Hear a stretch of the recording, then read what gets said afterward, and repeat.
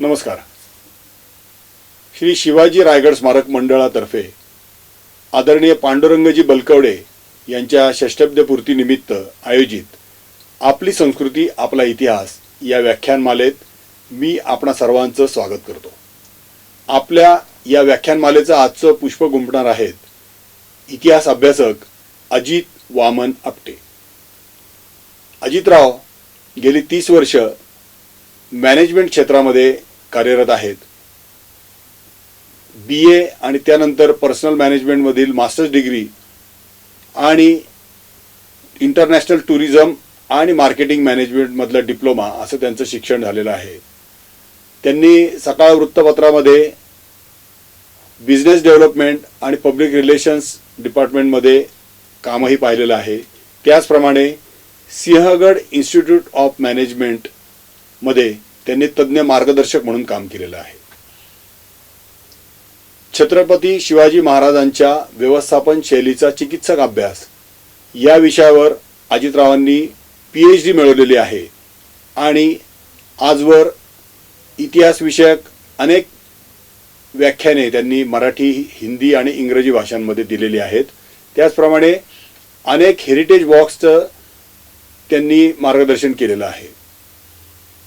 अजितरावांची आणखीन एक ओळख म्हणजे आदरणीय शिवशाहीर बाबासाहेब पुरंदरे यांच्या जाणता राजामध्ये ते प्रमुख भूमिका करतात आणि त्यांनी आजवर मराठी आणि हिंदी नाटक आणि चित्रपटांमध्ये अभिनय केलेला आहे. आज अजितराव आपल्या व्याख्यानमालेमध्ये छत्रपती शिवाजी महाराजांचे यशस्वी अर्थकारण या विषयावर व्याख्यान देणार आहेत. मी अजितरावांचं आपल्या व्याख्यानमालेतर्फे स्वागत करतो आणि त्यांना धन्यवादही देतो आणि त्यांनी आजच्या व्याख्यानाचं आपलं पुष्प गुंफावं अशी मी त्यांना विनंती करतो. धन्यवाद. नमस्कार. सर्वप्रथम मी या व्याख्यानमालेच्या उपक्रमाच्या सर्व संयोजकांचे आभार मानतो की त्यांनी एका चांगल्या उपक्रमामध्ये भाग घेण्याची संधी मला दिली. आणि अलीकडे जे थोडंसं दुर्मिळ व्हायला लागलं होतं की बुवा सलग एक वर्षभर व्याख्यानमाला किंवा एक प्रकारचा ज्ञानयज्ञ हा करतायत, याच्याबद्दल सर्वच संयोजक हे अभिनंदनास पात्र आहेत. आजपर्यंत अनेक मान्यवर इथे येऊन गेलेत, माझ्या नंतरही अनेक जण येणार आहेत आणि आपलं चांगलं प्रबोधन त्याच्यामध्ये श्रोत्यांचं झालं असेल यात काही शंका नाही. माझ्या परिचयामध्ये एक गोष्ट सांगितली गेली की मी शिवाजी महाराजांच्या व्यवस्थापनावरती PhD केली आहे. ही PhD मी जी केली तो विषय आज महत्वाचा नाहीये. शिवाजी महाराजांचं कर्तृत्व हे जास्त महत्वाचं आहे, परंतु त्याची प्रेरणा मला कोणामुळे मिळाली हे मात्र निश्चितपणे ऐकून घेण्यासारखं आहे.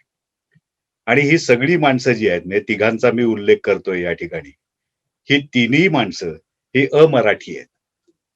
त्याच्यामध्ये पहिल्या आहेत त्या आपल्या स्वर्गीय पंतप्रधान इंदिराजी गांधी. त्या 1980 मध्ये शिवाजी महाराजांची ज्यावेळेला 300वी पुण्यतिथी रायगडावरती त्याचा समारंभ झाला, त्यावेळेला प्रमुख पाहुण्या होत्या आणि त्यांनी त्यांच्या भाषणामध्ये जे काही 1-2 वाक्य मला खूप महत्वाची वाटली त्यांची, आणि तेही एक कारण झालं की मी हा प्रबंध लिहायला प्रवृत्त झालो. त्या असं म्हटल्या की शिवाजी महाराज को मराठी बोलना या इनको हिंदू बोलना ये उनको छोटा बनाना है. म्हणजे त्यांना असं म्हणायचं होतं की Shivaji Maharaj was a global leader. तुम्ही हे मराठी हिंदू असं का त्यांना संकुचित करता किंवा थोडंसं लहान का करता? वैश्विक पातळीवर दखल घेतली पाहिजे आणि ज्यांचं नेतृत्व मान्य व्हायला पाहिजे असा हा मोठा माणूस होता. तर ते अगदी चपखल वर्णन असं मला वाटलं. दुसरे जे प्रेरक व्यक्तिमत्व आहे ते सर जदुनाथ सरकार. आणि जदुनाथ सरकारांच्या बाबतीमध्ये असं आहे की त्यांनी सुरतेच्या लुटीवरून, आता त्याच्याबद्दल मी वेगळा अँगलही बोलणार आहे काही वेळाने, पण त्यांनी त्याच्याला अनुसरून शिवाजी महाराजांना प्लंडरर म्हणजे लुटारू असं म्हटलं. आणि पुढे मग जवाहरलाल नेहरूंनी त्यांच्या लिखाणावर विसंबून जवाहरलाल नेहरू आपले पहिले पंतप्रधान त्यांनी शिवाजी महाराजांना लुटारू म्हणलं होतं. मग त्याच्यावर खूप गदारोळ झाला. पुढे सुदैवाने दोघांनी आपली मतं बदलली. विशेषतः जदुनाथ सरकारांनी मग पुढे असं लिहिलं, की म्हणजे शिवाजी महाराजांबद्दल, की he was not only the creator of the Maratha nation, but he was the constructive genius of medieval India. यातलं कन्स्ट्रक्टिव्ह आणि जीनियस या 2 शब्दांनी माझं जास्त कुतूहल चाळवलं गेलं. आणि ते मला महत्वाचंही वाटतं, आजतागायत महत्वाचं वाटतं. कारण कन्स्ट्रक्टिव्ह कामांची गरज सततच असते. ती काय शिवाजी महाराजांच्याच काळात होती किंवा जदुनाथ सरकारांनाच महत्वाची वाटली असं काही नसतं. आणि जीनियस हे सुद्धा ऑल टाईम रिक्वायरमेंट आहे. म्हणजे आता आपण सगळे भारतीय क्रिकेट प्रेमी असतो, असं गृहीत धरून किंवा त्या अनुभवाने मी बोलतो, की जीनियस ही सुद्धा आपली कायमची एक गरज आहे. म्हणजे आपण क्रिकेटच्या बाबतीमध्ये बोलायला गेलं उदाहरणापुरतं तर सुनील गावस्करमध्ये आपण क्रिकेटिंग जीनियस शोधला. मग त्याच्या निवृत्तीनंतर आपण सचिन तेंडुलकरमध्ये जीनियस शोधला. त्याच्यानंतर आता आपण विराट कोहलीला जीनियस म्हणतो. पण कोणीतरी जीनियस आपल्याला लागतो. आणि मग हे जीनियस का म्हटलं असावं, अशा उलट्या अंगानेही मी विचार करायला लागलो आणि बऱ्याचशा चांगल्या गोष्टी शिवचरित्रातल्या बाबतीतल्या महाराजांच्या बाबतीमध्ये विशेष सांगायला पाहिजे किंवा त्याच्यावर लिहायला पाहिजे, बोलायला पाहिजे, अशा वाटणाऱ्या गोष्टी मला सापडल्या. त्यातल्या काही गोष्टींचा उल्लेख आजच्या व्याख्यानामध्ये येईलच. आणि तिसरे जे व्यक्तिमत्व आहे, तेही पुन्हा बंगाली इतिहासकार आहेत. त्यांचं नाव सुरेंद्रनाथ सेन. आता इतिहासाच्या अभ्यासकांना या दोन्ही नावांच्या बाबत वेगळं काही सांगायची गरज नाही. पण एक गमतीची गोष्ट सांगण्यासारखी आहे त्याही बाबतीमध्ये, की सुरेंद्रनाथ सेन आणि जदुनाथ सरकार यांचं आपापसात कधीच पटलं नाही. म्हणजे एक विषय सोडून किंवा एक गोष्ट सोडून त्यांच्या आयुष्यामध्ये कायम एकमेकाच्या बद्दल त्यांनी म्हणजे एकमेकांना टाळलं, एकमेकांवर टीका केली. तो एकमेव त्यांचा मतैक्याचा विषय होता तो म्हणजे शिवाजी महाराजांचं श्रेष्ठत्व. आणि या सुरेंद्रनाथ सेनांनी जे काही म्हणून ठेवलेलं आहे, ते मला खूपच म्हणजे तो तिसरा आणि एक शेवटचा ज्याला आपण म्हणतो, की मला खूप हे काम करण्याची इच्छा तीव्र झाली असा तो आहे, की त्यांनी असं म्हटलंय म्हणजे त्यांनी मूळ इंग्लिशमध्ये लिहिलंय, मी तुम्हाला मराठीत सांगतो, की त्यांनी असं म्हटलं, की शिवाजी महाराजांच्या युद्ध कौशल्याबद्दल एक वेळ शंका घेता येईल. बघा म्हणजे जो जागतिक कीर्तीचा सेनापती आहे. तर त्यांच्याबद्दल हे असं म्हणतात, एक वेळ त्याबद्दल शंका घेता येईल. पण त्यांच्या प्रशासकीय कौशल्याबद्दल कधीच शंका घेता येणार नाही. आता हे मला जास्त सगळ्यात महत्वाचा मुद्दा हा वाटला. कारण प्रशासनाचा संबंध असतो तो जनकल्याणाशी संबंध असतो. म्हणजे त्याचा थेट जो संबंध आहे, तो सुराज्याशी संबंध आहे. आणि स्वराज्यकर्ते शिवाजी महाराज आत्तापर्यंत आपल्याला फार चांगल्या रीतीने अनेकांनी सांगितलेले आहे. परंतु सुराज्यकर्ता हे सुद्धा त्यांचं जे दुसरं रूप आहे किंवा नाण्याची दुसरी बाजू आहे, त्याच्याबद्दल मात्र फार काही बोललं जात नाही. आणि ते मला जास्त आकर्षक वाटलं, की याच्यामध्ये सुराज्यकर्ता शिवाजी महाराजांचं हे जे रूप आहे, त्याच्यावर आपण काहीतरी काम करायला पाहिजे आणि म्हणून मग मी त्याच्यावरती पी-एच-डीचा प्रबंध लिहिला. आणि प्रबंध पूर्ण झाल्यानंतर प्रबंधाची भाषा थोडी क्लिष्ट असते, खूप त्याच्यामध्ये असतं. म्हणून मग एक ललित शैलीमध्ये त्याच्यावर मी 3 पुस्तकंही लिहिली. त्याच्यामधल्या पहिल्या पुस्तकातल्या मजकुराबद्दल मी आज जास्त बोलणार आहे. ते म्हणजे Shri Shivray MBA finance question mark. म्हणजे त्याच्यामध्ये त्यांचं आर्थिक बाबतीतलं प्रभुत्व जे आहे, त्यावर मी लिहिलेलं आहे. दुसरं जे पुस्तक आहे ते श्री शिवराय व्ही-पी एच-आर-डी म्हणजे एच-आर-डी बाबत महाराजांचं जे काही काम होतं त्याबाबत लिहिलेलं आहे. आणि तिसरं पुस्तक हे आहे श्री शिवराय आय-ए-एस प्रश्नचिन्ह, की त्यांच्या प्रशासकीय कौशल्याबद्दल मी लिहिलेलं आहे. ही राजहंस प्रकाशननी पुस्तकं प्रकाशित केलेली आहेत. याच्यामध्ये तुम्हाला अर्थातच मी जे काय म्हणतो म्हणजे माझा प्रबंध त्यातले जे विषय आहेत, ते जरा ललित शैलीमध्ये जास्ती विस्ताराने तुम्हाला मिळतील. पण आज जे आपण बोलणार आहोत ते प्रामुख्याने आर्थिक त्यांच्या कामगिरीबद्दल बोलणार आहोत. आपल्याला नेहमी सांगितलं जातं सत्य गोष्ट आहे, चांगली गोष्ट आहे किंवा जिजाऊ साहेबांनी शिवाजी महाराजांवरती बालपणामध्ये उत्तम संस्कार केले आणि त्याच्यामध्ये रामायण, महाभारत या आपल्या ग्रंथांचा उल्लेख येतोच. आणि त्याचं एक आपल्याला म्हणतो, की त्याचा संबंध कुठेतरी आपल्याला शिवचरित्रातल्या म्हणजे महाराजांच्या पुढच्या वाटचालीमध्ये आपल्याला असा दिसतो, की या महाभारताच्या शांती पर्वामध्ये एक वचन आहे. ते असं आहे की अर्थ मूलो ही धर्म हा. हे आपल्याला बोलीभाषेमध्ये रोजच्या व्यवहारामध्ये समजून घ्यायचं असेल किंवा त्याचं महत्व जे आहे, ते असं आहे की ज्याचा अर्थ बळकट आहे, त्याचं सर्व बळकट आहे किंवा असतं. पण ज्याचा अर्थच बळकट नाही, त्याचे बाकी इतर कितीही गोष्टी असल्या चांगल्या तरी सुद्धा ते सर्व व्यर्थ जातं. ते आपणही असं म्हणतोच की कुठल्याही गोष्टीचं सोंग करता येतं, पण पैशाचं सोंग काही करता येत नाही. त्यामुळे हे अर्थ मूलो ही धर्म हा आणि आपलं अर्थकारण हे कायमस्वरूपी चांगलं राहिलं पाहिजे. म्हणजे आपल्या खर्चापेक्षा आपलं उत्पन्न जास्त असलं पाहिजे. या प्रकारची काळजी शिवाजी महाराजांनी आयुष्यभर घेतलेली दिसते. यशस्वीरित्या घेतलेली दिसते. त्याचं मी तुम्हाला आकडेवारी किंवा पुरावेही नंतर सांगेन. परंतु आर्थिक विषयाबाबतीमध्ये 3 महत्त्वाची सूत्र असतात. म्हणजे ती आणि हे मी का मला महत्त्वाचं वाटतं किंवा आज सांगावसं वाटतं, तर आज आपल्याकडे स्वराज्य जरी असलं, राजकीय स्वराज्य मिळून आता 73-74 वर्ष आपल्याला होत आलेली आहेत. परंतु आपल्याकडे अजूनही सुराज्य नाही. आणि सुराज्यासाठी शिवाजी महाराजांचा जो काही उपयोग आहे, तो या वेगवेगळ्या अंगाने आपण करून घेतला पाहिजे.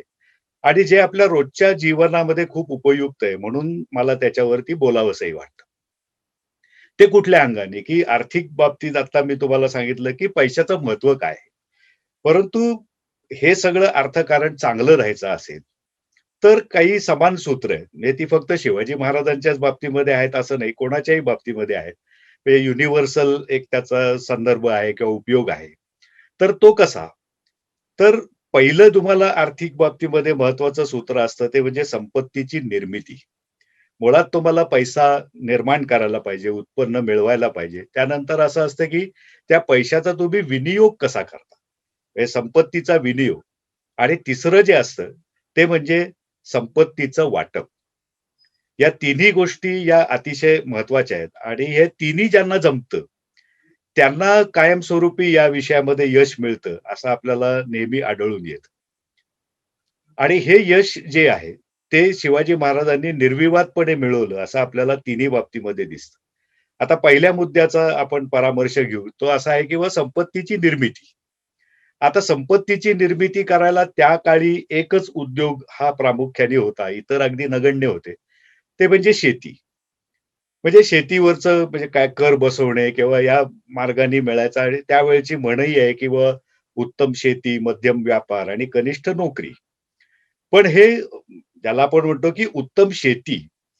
तर शेती जरी किती उत्तम असली आणि शेती हा जरी त्यावेळेला अगदी 90% लोकांचा उपजीविकेचा व्यवसाय असला, तरी सुद्धा शेवटी त्याच्यावर तुम्ही किती कर लादणार? ह्याच्या स्वाभाविक मर्यादा असतात. त्या शिवाजी महाराजांनाही होत्या, इतर राज्यकर्त्यांना पण होत्या. आणि त्याबाबत शिवाजी महाराजांनी जे केलंय ते मी तुम्हाला थोडं थोडक्यात सांगतो. आणि बाकीचं जे अनकन्व्हेन्शनल किंवा नॉन कन्व्हेन्शनल अपारंपरिक आपण म्हणतो किंवा वेगळ्या पद्धतीचा किंवा अभिनव पद्धतीचा विचार त्यांनी आर्थिक बाबतीमध्ये कुठला केला त्याच्यावर मी जास्त बोलणार आहे. शेतीच्या बाबतीमध्ये त्यांनी एकतर या सगळ्या कर व्यवस्थेचं सुसूत्रीकरण केलं.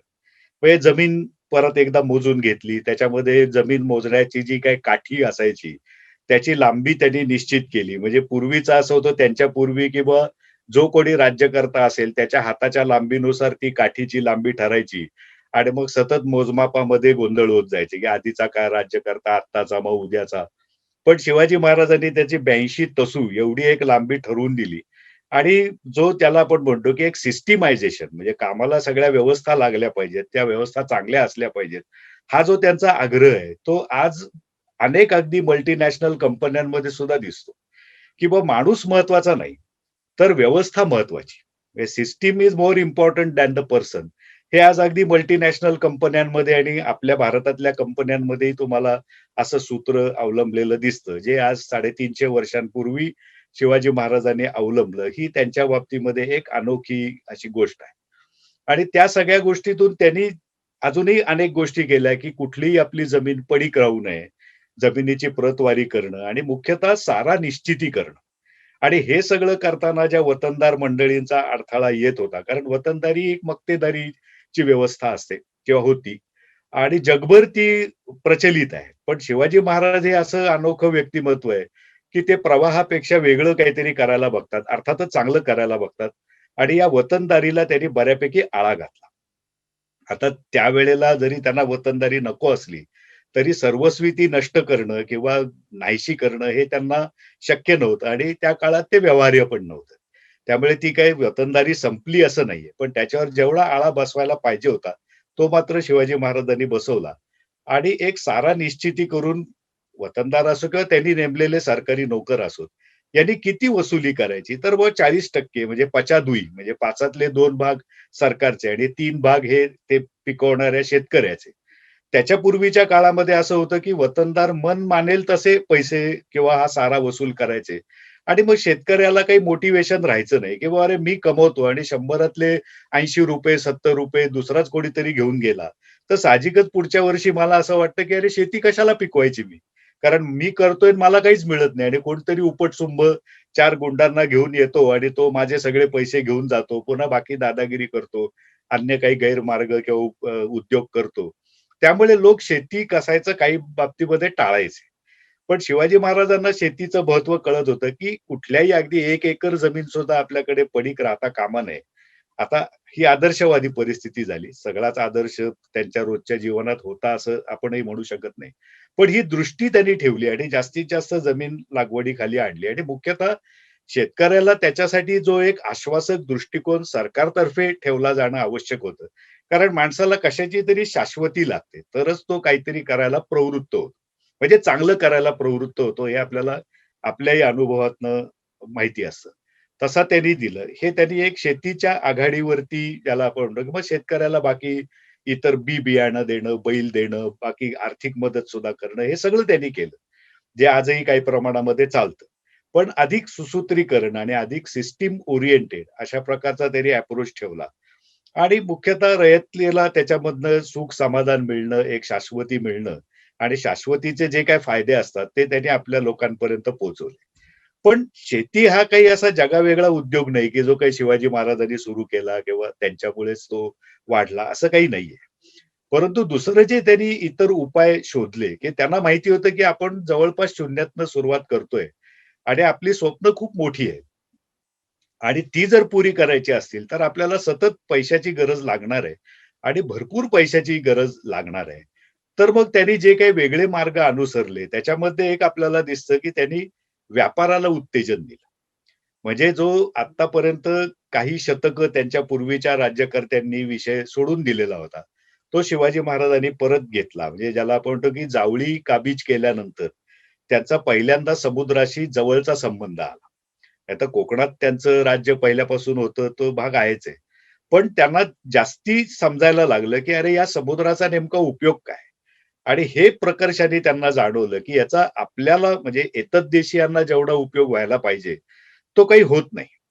पण परदेशी लोक मात्र येऊन आपल्याकडेच व्यापार करतात, त्याच्यातून बक्कळ कमाई करतात आणि त्याच्यातूनच परत बाकीचं शस्त्रास्त्र खरेदी किंवा इतर त्यांची एक बार्गेनिंग पॉवर वाढते, मिलिटरी पॉवर वाढते आणि मग ते आपल्यालाच कुठेतरी पारतंत्र्यात ढकलतात.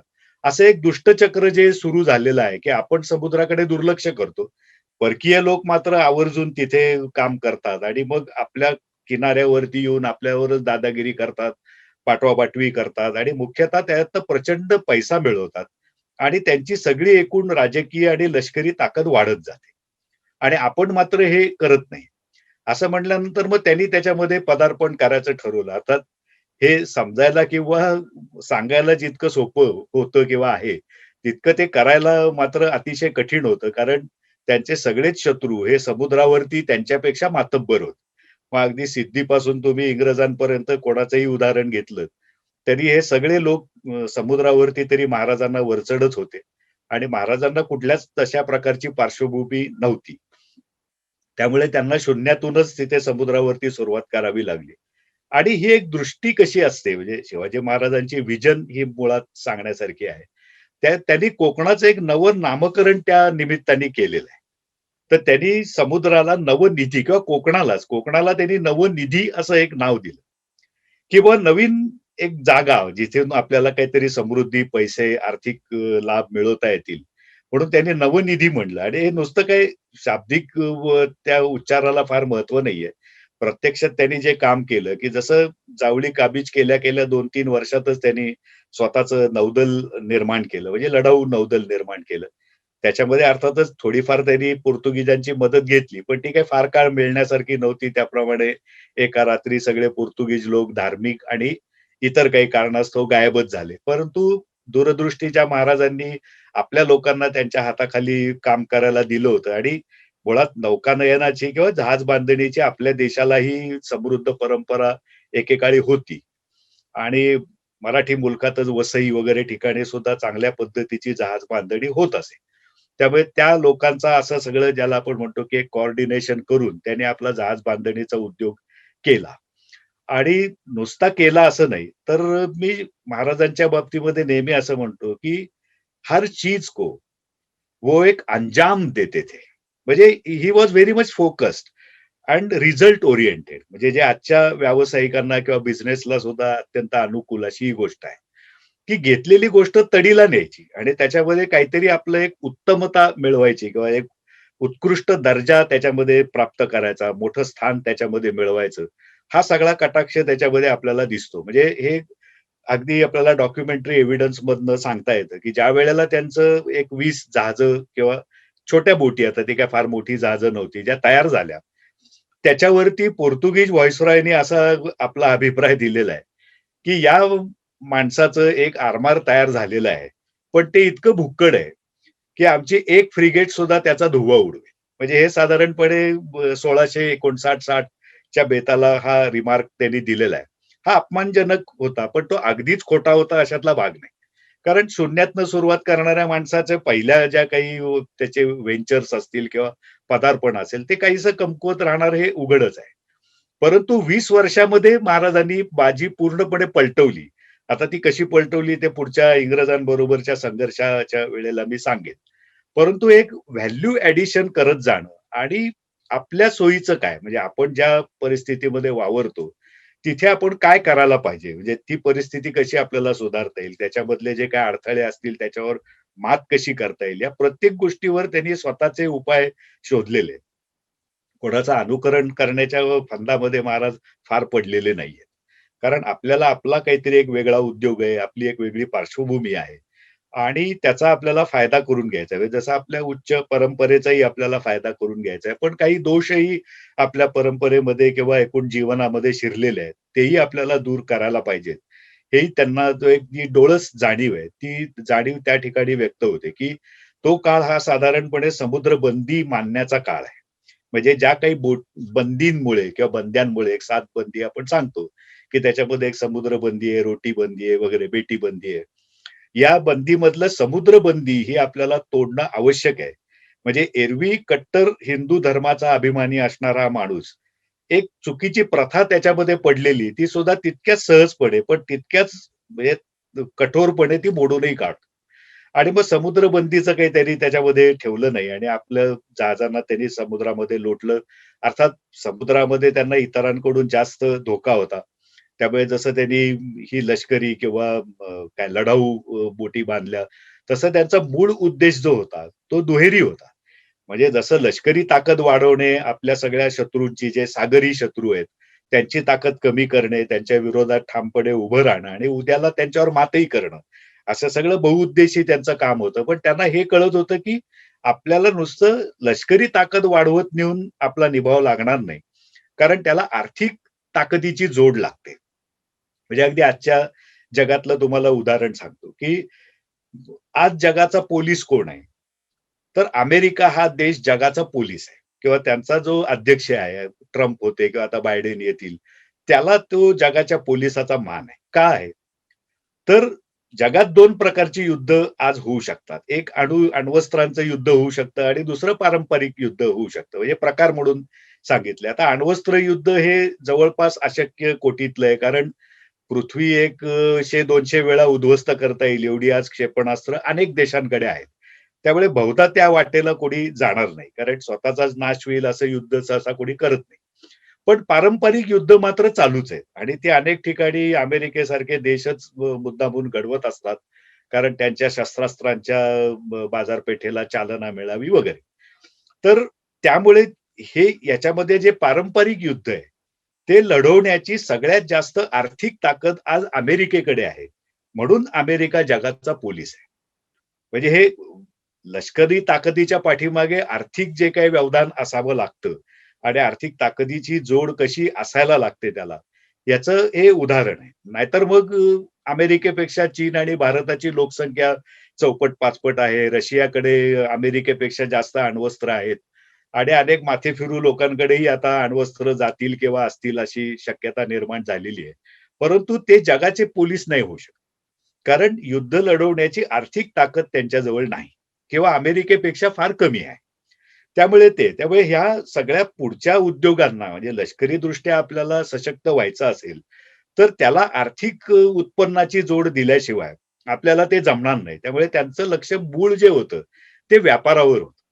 आणि मग त्यांनी 3 डोलकाठ्यांची व्यापारी जहाजं पण बांधली आणि मग अगदी आपल्याला इंग्लिश रेकॉर्ड्समधनं किंवा बाकी सगळे पोर्तुगीज आणि यांच्या रेकॉर्ड्समधनंही आपल्याला असं दिसतं, की मस्कत, मोचा, बगदादपर्यंत महाराजांची जहाजं जायला लागली.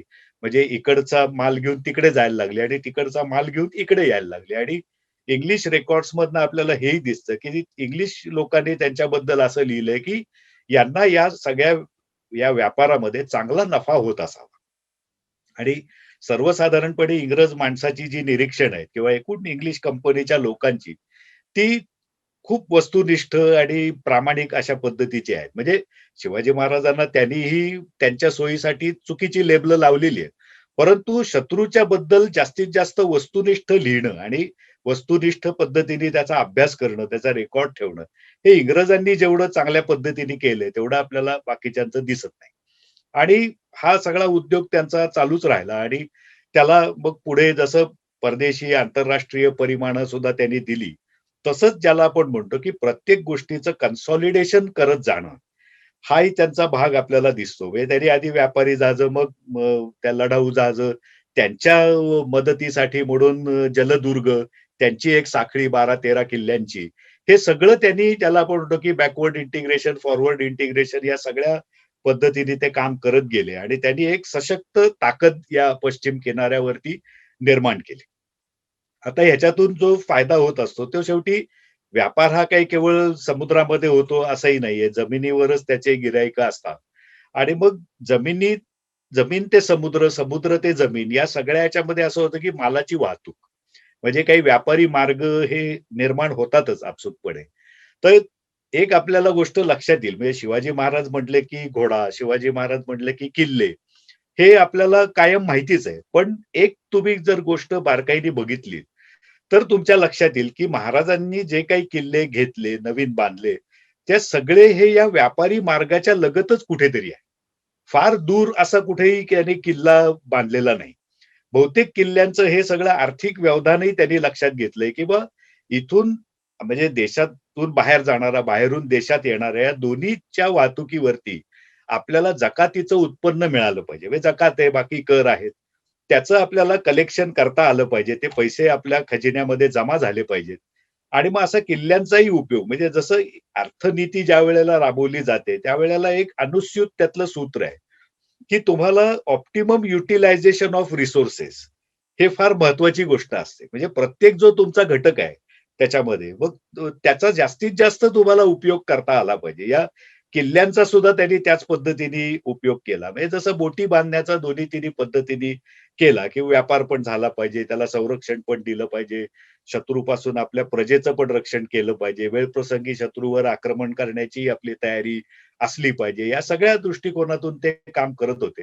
म्हणजे ज्याला एक मल्टीफोल्ड युसेज आपण म्हणतो, की अनेक मार्गाने एकाच उद्योगाचा फायदा करायचा. एकाच दगडात 2, 3, 4 जेवढे पक्षी मारता येतील, तेवढी त्यांची आपल्याला कायम म्हणजे धोरण आणि दिशा हे दोन्ही त्याच्यामध्ये दिसतं. ते किल्ल्यांच्याही बाबतीमध्ये त्यांनी केलं, की सर्वसाधारणपणे आपल्या मनामध्ये समीकरण असं असतं, की किल्ले म्हणजे लढाया किंवा एक संरक्षणाचं, बचावाचं मोठं ठिकाण असा आपण विचार करतो. पण महाराजांनी या किल्ल्यांचाही जसं आर्थिक बाबतीमध्ये कर आकारणी, जकात वसुली याच्यासाठीही त्यांनी उपयोग केला. खजिने ठेवण्यासाठी सुद्धा त्यांनी किल्ल्यांचा उपयोग केला आणि किल्ल्यांचा त्यांनी प्रशासकीय केंद्र म्हणून देखील उपयोग केला. म्हणजे सारखं काही कुठेही युद्ध चालू नसतं, पण प्रशासनाचं काम हे कायम चालू असतं. कारण लोकसुख हे मुळात प्रशासकीय कर्तृत्वावरच अवलंबून आहे. ते काही लष्करावरती अवलंबून नाही. त्यामुळे प्रशासकीय कामांसाठी एक लोकल सेंटर म्हणजे स्थानिक केंद्र म्हणूनही त्यांनी किल्ल्यांचा उपयोग केला. बाकी लढायांमध्ये किंवा सुरक्षिततेच्यासाठी तर ते आपल्याला माहीतच आहे. आपण अनेक किल्ले बघितलेले असतात आणि मग कुठे-कुठे काय-काय व्यवस्था आहेत किंवा वैशिष्ट्ये काय आहेत अनेक किल्ल्यांची आणि मग तिथे पराक्रमाच्या घटना कुठल्या-कुठल्या घडल्या हे तर आपल्याला पाठ आहे. त्यामुळे मी परत वेगळं ते सांगत नाही. पण ऑप्टिमम युटिलायझेशन ऑफ रिसोर्सेस याच्यामध्ये मात्र हा किल्ल्यांचा हा उपयोग म्हणजे मल्टीफोल्ड युसेज हाही आपण लक्षात ठेवण्यासारखा आहे. आणि मग गनिमी काव्याची युद्ध पद्धती हेही आहे. म्हणजे त्याच्यावर जसं आपण म्हणतो, की 1 पैशाची बचत करणे म्हणजे 1 पैसा मिळवणे. हे जसं आहे ते गनिमी काव्याचं ते सुद्धा एक उद्देश आहे. म्हणजे लढाईमध्ये ते काय करत होते त्याच्यापेक्षा सुद्धा त्याच्या पाठीमागे जो एक आर्थिक विचार कायम असायला लागतो, तोही होता, की गनिमी काव्याचं उद्दिष्टच हे आहे, की तुमच्या कमीत कमी शक्तीमध्ये किंवा कमीत कमी ताकदीमध्ये, कमीत कमी खर्चामध्ये तुम्हाला जास्तीत जास्त यश मिळायला पाहिजे आणि तसं महाराज मिळवत होते हे दाखले खूप आहेत. त्यावर आता बोलायची गरज नाही. हे गनिमी काव्याचं सुद्धा करण्यामागे तो महत्वाचा भाग आहे. आणि कारण अजून एक त्या गनिमी काव्याच्या पद्धतीचा एक उपयोग असतो, की ते म्हणजे तुम्हाला सोयीची वेळ, तुम्हाला सोयीचं ठिकाण हे तुम्हाला त्यात निवडता येतं. म्हणजे तुमचा त्या सगळ्या गोष्टींवरती जो कारण लढाई म्हटलं की खर्च आलाच. तर त्या खर्चावरती नियंत्रण करणं किंवा त्या खर्चामध्ये बचत करणं, हे तुम्हाला जास्त उपयोगी पडतं आणि this is also a non conventional thinking हे तुम्ही लक्षात घ्या, की आपल्याकडे साधारण त्यांच्या पूर्वीचे जे एतद्देशीय राजे होते, त्यांनी लढाईच्या किंवा सामरिक शास्त्रामधल्या 2 सूत्रांपैकी एका सूत्राचाच वापर जास्तीत जास्त केला. तो 2 सूत्र आहेत, की पहिलं आहे, की attack is the best defence आणि दुसरं आहे, की defence is the best attack. तर आपले जे शिवाजी महाराजांचे पूर्वसुरी एतद्देशीय राजे आहेत, त्यांनी साधारणपणे defence is the best attack या गोष्टीचा अवलंब केला. पण शिवाजी महाराजांनी अनकन्व्हेन्शनल और नॉन कन्व्हेन्शनल पद्धत वापरली, की ते म्हटले attack is the best defence. कारण मग आपल्या सोयीच्या ठिकाणी, आपल्या सोयीच्या वेळेला, आपल्या सोयीच्या पद्धतीने आपल्याला पाहिजे तितक्या लोकांच्या दिशी आपल्याला हल्ला करता येतो. आपल्याला यश मिळवण्याची त्याच्यामध्ये शक्यता अधिक वाढते. आणि या सगळ्यातच म्हणजे जसं अनेक साधनं आपल्याला माहिती आहे, की शिवाजी महाराज म्हटलं, की घोडा म्हणजे त्यांची जी काही सूत्र आहेत, त्याच्यामध्ये ज्याचा अश्व त्याची लढाई हे एक त्यांचं सूत्र होतं. तसंच ज्याचा आरमार त्याचा समुद्र. आणि हे दोन्ही त्याची उभारणी करतात ते आपल्याला दिसतात. तसं घोड्याचा वापर याच्यामध्ये असं आहे, की स्पीड म्हणजे पायदळापेक्षा घोडदळाचा वेग खूपच जास्त असतो. त्यामुळे तुम्हाला कमी वेळात जास्त पल्ला गाठता येतो, जास्त कामगिरी करता येते, जाता येतं, पळून पण येता येतं. कारण त्यांनी काही जिंकू किंवा मरू अशा पद्धतीच्या लढाया केल्या नाही. शक्यतो जिंकायचं, नाही जमलं तर निघून जायचं. ही एक व्यावहारिक होती. याच्या मागे सुद्धा आर्थिक विचार आहे. कारण हे का केलं? तर त्यांच्यात काही शौर्याची कमतरता होती म्हणून नाही. तर त्यांना हे दिसत होतं, की आपल्याला या पद्धतीच्या लढाईशिवाय काही पर्यायच नाही. कारण आपल्याकडे आपल्या शत्रूंच्या तुलनेत तो कोणीही घ्या म्हणजे आदिलशाही घ्या, मोगल घ्या, यांच्या तुलनेत हे जे खूप मोठे शत्रू त्यांचे, त्यांच्या तुलनेमध्ये शिवाजी महाराजांचे रिसोर्सेस किंवा त्यांच्या जवळची साधनं ही नेहमीच कमी होती. म्हणजे माणसं कमी होती, पैसे कमी होते, शस्त्रास्त्र कमी होती, इतर साधनं कमी होती. त्यामुळे हा सुद्धा एक इकॉनॉमी ऑफ स्केल हे त्यांना म्हणजे बचत करणं किंवा काटकसरीचं धोरण ठेवणं आणि कमीत कमी याच्यामध्ये जास्तीत जास्त यश मिळवणं हे एरवी फायद्याचंच असतं. पण त्यांच्यासाठी ते जवळपास अपरिहार्य होतं. पण अशी काहीतरी परिस्थिती आहे म्हणून ते कधी हातपाय गाळून स्वस्थ बसले नाहीत. आहे त्या परिस्थितीला, आहे त्या आपल्या साधनांच्या निशी तोंड द्यायचं आणि त्याच्यामध्ये यशस्वी व्हायचं. हा जो त्यांचा हट्ट किंवा आग्रह आपल्याला दिसतो किंवा ही जी एक विजिगीषू वृत्ती दिसते, ही खूप महत्वाची आहे आणि ती या सगळ्या अर्थनीतीमध्येही उपयोगी पडते किंवा अर्थनीतीतूनही काही अंशी ते साध्य करायला मदत होते. हे सगळं आपल्याला शिवाजी महाराज हे करताना दिसतात. मग यातनं व्यापारातून त्यांना पैसे चांगले मिळाले. मग त्याच्यात आपल्याला इंग्रजांचा दाखला दिला. अजून एक त्यांनी अपारंपरिक पद्धत याच्यामध्ये वापरली. ती म्हणजे नुकसान भरपाईच्या मोहिमा. आज सहजपणे आपण त्याला लुटीच्या मोहिमा म्हणतो. हे सगळ्यात मोठं उदाहरण आहे, की सुरतेची लूट. परंतु माझ्या दृष्टीने ती प्रत्यक्षात नुकसान भरपाईची मोहीम आहे. म्हणजे जे काही शाहिस्तेखानानी त्याच्या अगोदर इथे आपल्या मराठी मुलकाची, स्वराज्याची जी बरबादी करण्याचे प्रयत्न केले आणि मोठ्या प्रमाणात तो त्याच्यामध्ये यशस्वी झाला. आपल्या प्रजेचे अनन्वित हाल झाले. ते मिर्झा राजांच्या बाबतीतही पुढे झाले, शाहिस्तेखानच्या वेळेलाही झाले. आणि मग ज्याला आपण म्हणतो, की एक चांगला राज्यकर्ता आणि एक म्हणजे आर्थिक काय व्यवस्थापक किंवा आर्थिक दृष्टी, जबाबदारी असणाराही नेता. या दोन्ही अंगांनी शिवाजी महाराजांनी सुरतेवर हल्ला केला हे आपल्या लक्षात येतं. पण आपण मराठी लोक काही बाबतीमध्ये उगीचच डिफेन्सिव्ह असतो. म्हणजे कोणीतरी म्हणलं, की नाही ते गुजरात्यांची होती म्हणून ती महाराजांनी लुटली. एवढ्या लांब ते काय त्यांना गुजरात्यांविषयी राग होता. आपण लगेच असे मराठी-गुजराती वाद या यानी डिफेन्सिव्ह होतो. आपण बचावात्मक भूमिका घेतो. पण प्रत्यक्षात शिवाजी महाराजांचे जे उद्गार आहेत, जे डचांनी नमूद केलेत, इंग्रजांनी पण नमूद केलेले आहेत या मोहिमेनंतर. म्हणजे मी हे पहिल्या मोहिमेच्या बद्दल बोलतो. त्याच्या पुढच्याही याच्यामध्ये सूत्र तेच होतं. पण त्यावेळेला जे शिवाजी महाराजांनी प्रत्यक्ष त्यांना बोलून दाखवलं, की ते असं म्हणले, की "मी इथे कशासाठी आलोय? तर मला औरंगजेब बादशहाची दाढी जाळायची होती." आता याचं खूप म्हणजे याच्यात अर्थ खूप सुप्त असा फार छान दडलेला आहे. त्याचा आता दाढी जाळायची म्हणजे काय?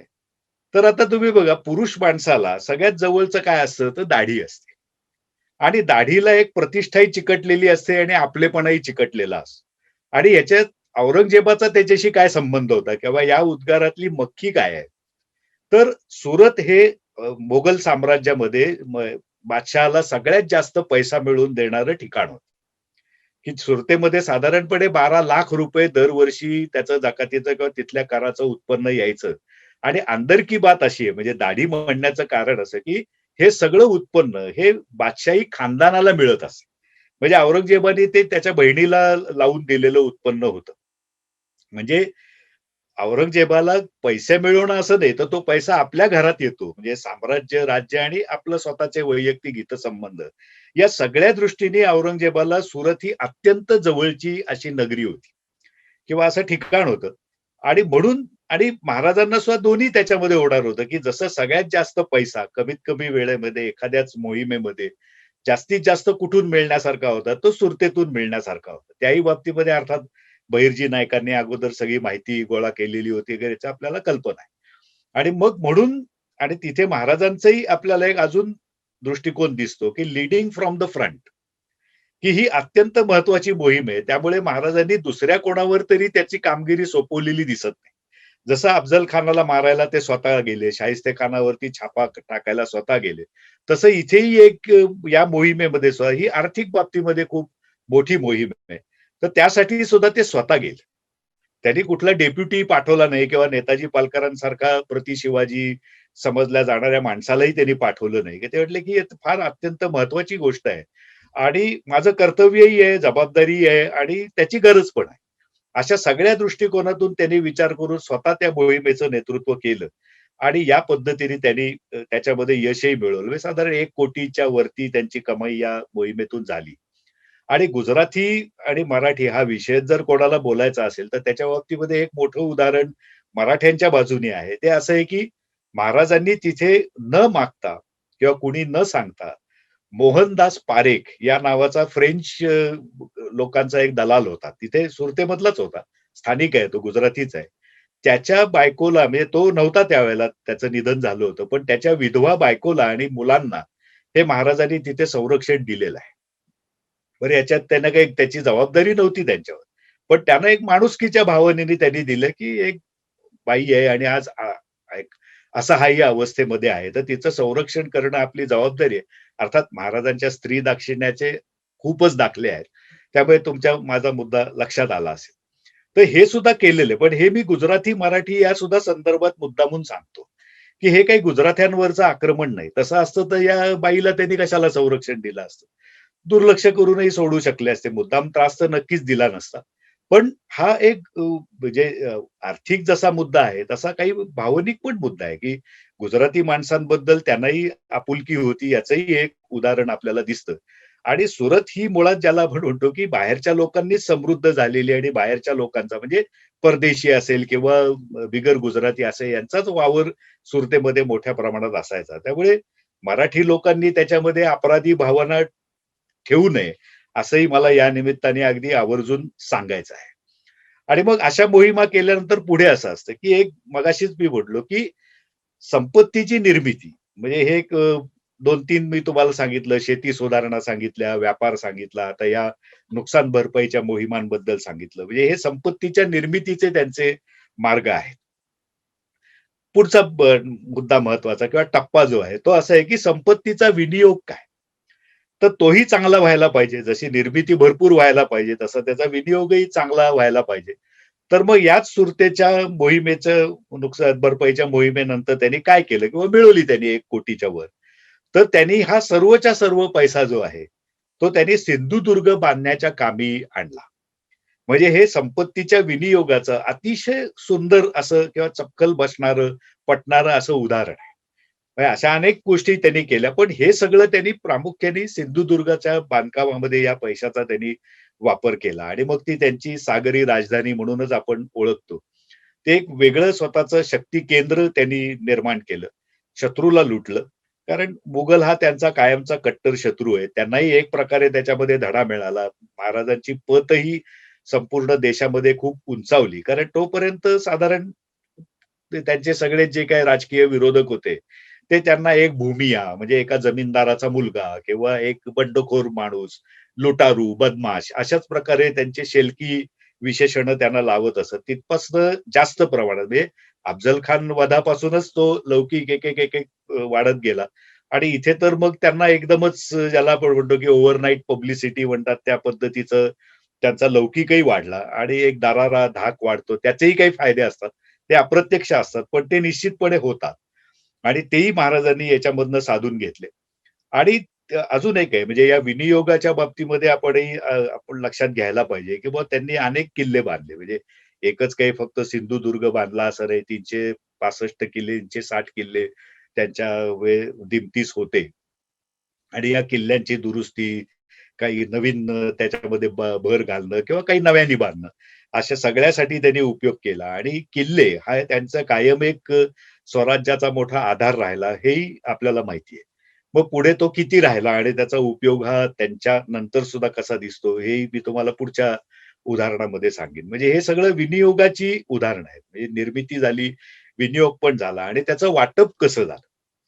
तर आपल्याला हे दिसतं, की त्यांच्या कुठल्याही मोहिमेच्यासाठी म्हणजे अनेक मोहिमा त्यांनी त्यांच्या आयुष्यामध्ये केल्या. 35 वर्षाच्या कारकिर्दीमध्ये ज्याला आपण म्हणतो, की प्रचंड प्रमाणामध्ये त्यांनी माणसांची भरती केली, त्यांना पगार दिले. साधारणपणे मृत्यूसमयी त्यांच्याकडे 2,10,000 हे लष्करी सेवेमध्ये काम करणारे म्हणजे सर्व पूर्ण वेळ होते असं नाही, पण काही पूर्ण वेळ, काही अर्धवेळ किंवा नैमित्तिक अशा प्रकारे आणि इतरही मुलकी सेवेतली माणसं होती. म्हणजे एक खऱ्या अर्थाने ते लाखांचे पोशिंदे होते. आणि अनेक प्रकारचे उद्योग म्हणजे जसं जहाज बांधणी आहे किंवा एक फ्युचरिस्टिक जो शिवाजी महाराजांचा दृष्टिकोन आपल्याला दिसतो, की काळाच्या पलीकडे पाहायचं. म्हणजे ज्याला आपण म्हणतो, की बियॉन्ड हिज होरायझन्स आपल्या क्षितिज जेवढी दिसतात त्याच्या पलीकडचा विचार करणं हाही भाग शिवाजी महाराजांच्याकडे तुम्हाला अनेक बाबतीमध्ये दिसतो. तो इथेही तुम्हाला पाहायला मिळतो, की या पैशाच्या विनियोगाच्या बाबतीमध्ये सुद्धा तुम्हाला पाहायला मिळतो. ते म्हणजे असं आहे, की त्यांनी एक बजेट प्रोव्हिजन केली. म्हणजे किल्ल्यांच्यासाठीचा जो काही त्यांनी खर्च केला त्याचा थोडासा विस्तारित हा भाग मी तुम्हाला सांगतो, की एक बजेट महाराजांनी तयार केलं आणि त्याच्यामध्ये 1,75,000 होन एवढी त्यांनी तरतूद बजेटरी प्रोव्हिजन ही किल्ल्यांसाठी केली. म्हणजे साधारणपणे रुपयामध्ये काढायचं झालं तर ₹2.5 लाख होन म्हणजे 7-7.5 लाख रुपये होतात. 1 होन म्हणजे साधारण ₹4.25. तर ही 7.5 लाख म्हणजे त्या काळी फार प्रचंड मोठी रक्कम आहे. तर त्यांच्या काही मंत्र्यांनी त्यांना विचारलं, की "बुवा एवढा खर्च आपण कशासाठी करतो आहोत? की किल्ल्यांमध्ये एवढा खर्च करण्याचं कारण काय? आहेत आपल्याकडे खूप किल्ले आहेत आणि त्याचा आपण वापर करतोय हे ते." पण महाराजांचं उत्तर त्याच्यावरती किंवा महाराजांचे विचार हे आपल्याला फार वेगळे असे दिसतात. म्हणजे why he was a visionary याचा एक द्रष्टेपणा त्याच्यामध्ये त्यांचा दिसतो. तर आता त्याची जी काही मख्खी मला समजलेली आहे, ते मी तुम्हाला सांगतो. की महाराजांनी त्यांना त्याच्यावरती असं सांगितलं, की हा काही केवळ खर्च नाहीये. तर ती भविष्यातली गुंतवणूक आहे. तर गुंतवणूक कशी आहे? आता किल्ले तुम्ही दुरुस्ती किंवा बांधकामासाठी खर्च केला म्हणजे ते दगड मातीमध्येच पैसे जाणार ना. दुसरं काही मटेरियल त्याच्यामध्ये जाणार नाही आणि ते पैसे मिळवायचे असतील तर मग त्याचा नेमका उपयोग काय? आता तर तो कागदोपत्री खर्चच दिसतो. तर महाराजांनी त्यांना असं सांगितलं, की आज ना उद्या औरंगजेब हा दख्खनमध्ये उतरणारच आहे. तो केव्हा दख्खनमध्ये येणार आहे हे काय आपल्याला नक्की आत्ता सांगता येणार नाही. परंतु येणारे हे नक्की आहे. म्हणजे भविष्यातलं हे संकट अगदी 100% त्यांना लक्षात आलेलं होतं आणि त्यांनी त्याच्यासाठीच एक त्याला काउंटर प्रॉडक्टिव्ह काहीतरी किंवा त्याचा प्रतिकार म्हणून हे त्यांनी किल्ल्यांमधली इन्व्हेस्टमेंट किंवा खर्च केलेला होता. तर त्याचं त्यांनी असं त्यांना एक्सप्लेनेशनही दिलं. म्हणजे ते का असं विचार करतात किंवा एवढी प्रोव्हिजन का करायला पाहिजे? तर ते म्हटले, की हा औरंगजेब आल्यानंतर त्याची ताकद आपल्या कैक पट आहे. म्हणजे प्रत्येक बाबतीमध्ये तो कैक पटीने आपल्यापेक्षा जास्त सामर्थ्यवान आहे आणि तो सर्व एक वेगळ्या ज्याला आपण म्हणतो, की वेगळी खुन्नस घेऊन तो आपलं राज्य बुडवायला इथे येणार आहे, यात काही शंका नाहीये. पण मग आपण काही त्याची ताकद प्रचंड आहे म्हणून एवढा जो खटाटोप करून आपण स्वराज्य उभं केलंय, त्याचा नाद सोडून द्यायचा का? तर निश्चितच सोडायचा नाही. कारण तो आपण कायमच्यासाठीच म्हणजे वसा जो घेतलेला आहे, तो टाकण्यासाठी घेतलेलाच नाही. मग आपण काय करायचं? मग ज्याला आपण म्हणतो, की स्वोट एनालिसिस असतं, की strength, weakness, opportunities end threats. तर थ्रेट काय आहे? तर औरंगजेबाचं आक्रमण. वीकनेस काय आहे तुमच्यामध्ये? तर त्याच्या इतकी साधनसामुग्री तुमच्याकडे नाहीये. पण स्ट्रेंथ आणि अपॉर्च्युनिटीज काय आहेत? तर स्ट्रेंथ आहे, की तुमचे किल्ले आणि त्याच्यात साधं अगदी त्यांनी लॉजिक सांगितलेलं आहे, की आज मितीस आपले दिमतीस 360 किल्ले आहेत. मी ह्या किल्ल्यांमध्ये जी काही गुंतवणूक करतोय, त्याच्यामुळे माझा हेतू हा आहे, की माझा प्रत्येक किल्ला हा औरंगजेबाशी किमान 1 वर्ष लढला पाहिजे. तो काय कायमचा अजिंक्य राहणं शक्य नाही, कारण औरंगजेबाची पाशवी ताकद आहे. त्याच्यापुढे एक-एक किल्ला असा किती टिकणार? पण 1 वर्ष जरी प्रत्येक किल्ल्याने लढवलं, तरी आपल्याला पुरेसं आहे. कारण 360 किल्ले घ्यायला 1 वर्षाप्रमाणे 360 वर्ष लागतील आणि 360 वर्ष कोणाचंच आयुष्य नसतं. त्यामुळे पुढची महाराजांची प्रॉफेटिक वाक्य आहे, की औरंगजेबासारखी यांची उमर गुजरून जाईल. म्हणजे आपलं जे भविष्यातलं संभाव्य सगळ्यात मोठं संकट आहे, त्याच्यावरती सुद्धा उपाय काय? तर तो त्यांनी त्यांच्याच हयातीमध्ये तिथे उपाय शोधून ठेवलेला आहे. आणि तो आपल्या लोकांना त्यांनी सांगितलेला आहे, की या पद्धतीने आपल्याला स्ट्रॅटेजी ठरवायला पाहिजे. आणि पुढे झालं तसंच म्हणजे हे प्रॉफेटिक म्हणजे ज्याला आपण म्हणतो, की अगदी फार दूरदर्शी आणि द्रष्ट्या पद्धतीचे उद्गार ठरले, की हेच किल्ले घेता-घेता महाराजांच्या मृत्यूनंतर औरंगजेब स्वतः आला आणि शेवटी इथंच अडकून पडला आणि इथेच त्याची शेवटी कबर खोदावी लागली. हे प्रॉफेटिक पुढच्या अर्थाने झालं. पण अजून एक मी तुम्हाला त्यांची अनकन्व्हेन्शनल विचारसरणी सांगतो. वेगळा विचार तुम्हाला सांगतो, की अजून त्यांनी एक गंमत केली याच्यामध्ये, की जे सर्वसाधारणपणे आपल्या इतिहासातनं आपल्याला दिसतं 2च उदाहरणं घेऊ किंवा एक यादवांचं उदाहरण घेऊ. जेव्हा अल्लाउद्दीन खलजी त्यांच्यावरती आक्रमण करून आला. तर यादवांचा पराभव का झाला? तर खलजीकडे जी एक छोटीशी राखीव फौज होती, ती छोटीशी नाही, ती खूप प्रचंड आहे. अशी अफवा खलजीच्या लोकांनी पसरवल्यामुळे तिथे असं झालं, की यादवांच्या सैन्याचं मनोधैर्य खचलं आणि विजय मिळवता-मिळवता ते पराभूत झाले. आणि दुसरं त्याहून अलीकडचं उदाहरण आहे, ते म्हणजे पानिपतचं उदाहरण आहे, ज्याचं सगळ्यांना जास्त माहिती असते, की बुवा सदाशिवराव भाऊकडे किंवा मराठ्यांकडे त्यावेळेला राखीव फौज नाही. पण अब्दालीकडे मात्र होती. आणि या राखीव फौजेच्या साहाय्यानेच अब्दालीनी मराठ्यांना जो विजय मिळत आलेला होता, साधारण निम्मा काळ लढाईचा मराठेच जिंकतील असं चित्र होतं. पण शेवटी मराठे शेवटी लढून दमले आणि मग बाकी अनेक कारणं आहेत. आणि मग या राखीव फौजेच्या साहाय्याने शेवटी अब्दालीनी निर्णायक विजय प्राप्त केला. आता बाकी पानिपतावर बोलण्यासारखं खूप आहे. पण आत्ता तो आपला मुद्दा नाहीये. पण हे जे याच्यामधले म्हणजे शिवाजी महाराजांच्या अलीकडे आणि पलीकडे या दोन्ही तुम्हाला चुका झालेल्या दिसतात. पण त्याच्यामध्ये चूक काय आहे? तर आपल्याकडे राखीव काही शक्ती नसणं. पण शिवाजी महाराज मात्र याला सन्माननीय अपवाद आहे. तर त्यांनी काय करून ठेवलं, की बाबा एवढे जरी माझ्याकडे 360 किल्ले म्हणजे आपल्याकडे स्वराज्याकडे असले, तरी एखाद्या वेळेस ते पडले तर? म्हणून त्यांनी जिंजीला एक ज्याला आपण म्हणतो, की प्रतिराजधानी म्हणून जिंजीचाही किल्ला त्यांनी त्या दक्षिण दिग्विजयाच्या मोहिमेमध्ये आपल्या ताब्यात घेऊन ठेवला आणि त्याच्यासाठी त्यांनी त्या किल्लेदाराला चक्क ₹50,000 ची लाच दिली आणि तो किल्ला आपल्याकडे घेतला. तिथे सुद्धा व्यवहार्य सूत्र शिवाजी महाराजांचं आपल्याला दिसतं. म्हणजे मी शिवचरित्राचं खूप लिहिण्यासारखं आहे, खूप लिहिलं गेलेलं आहे. पण शिवचरित्राचं माझ्या दृष्टीने एका म्हणजे शब्दात वर्णन होतं, ते म्हणजे विवेक. शिवचरित्र म्हणजे काय? तर विवेक. म्हणजे ज्याला आपण म्हणतो, की सदसद विवेक, बाकी कुठल्याही प्रकारचा विवेक, पण विवेक. तो विवेक त्यांनी केला, की शेवटी आपल्या शक्तीलाही मर्यादा आहेत. आपले मराठे, आपले किल्ले सगळ्याला. तर आपण एक काहीतरी पर्यायी व्यवस्था म्हणजे सेकंड लाईन ऑफ डिफेन्स काहीतरी केलं पाहिजे. म्हणून त्यांनी जिंजीचा किल्ला घेऊन ठेवला. आणि म्हणजे कसं, की आता तुम्ही बघा त्याच्यात एक आर्थिक व्यवधान कसं शिवाजी महाराजांचं लपलेलं आहे, तेही आपल्याला याच्यामध्ये दिसतं, की रायगड कुठे आहे? म्हणजे जिथे त्यांचं किंवा मराठी साम्राज्य मुख्यतः स्वराज्य कुठे आहे? तर ते महाराष्ट्राच्या किंवा देशाच्या पश्चिम भागामध्ये आहे. आणि औरंगजेब कुठे आहे? तर तो आग्र्याला आहे, म्हणजे उत्तरेला आहे. आणि जर आपण एक दक्षिणेला सुद्धा किंवा दक्षिण पूर्वेला एक केंद्र निर्माण करून ठेवलं, तर तेवढं औरंगजेबाला उलट-सुलट फिरावं लागेल आणि त्याच्यासाठी त्याची कॉस्ट आहे. म्हणजे जसं दक्षिण दिग्विजयाला शिवाजी महाराज गेले त्याही वेळेला त्यांच्याकडे 40,000-45,000 सैन्य होतं. आणि तेवढं सैन्य घेऊन किंवा त्यातला एक मोठा भाग घेऊन त्या जिंजीच्या पायथ्याशी तळ देऊन बसायचं.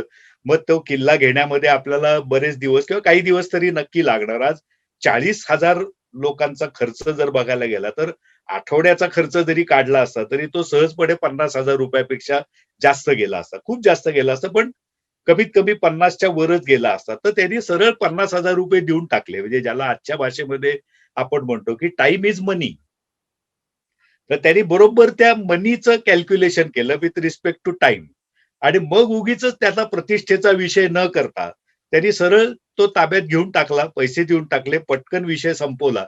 कारण इकडे बहादूर खान गडबड करायला लागला होता, कारण औरंगजेबाचे त्याच्या मागे टुमणं सुरू झालेलं होतं. दिलेर खानाच्याही हालचाली होतील असं त्यांना लक्षात आलं. हेरगिरीचं तर त्यांचं खातं मजबूत होतंच. त्यामुळे ते म्हटले, की आता या दक्षिणेच्या भागामध्ये आपण फारसं थांबून उपयोग नाही. आपल्याला गाशा लवकर गुंडाळला पाहिजे आणि थोडंफार जे बाकीचं काम आहे ते इतरांना सांगू. पण आपण स्वतः मोगलांची जर काही आक्रमणं सुरू झाली, तर स्वतःच्या राज्यात गेलं पाहिजे.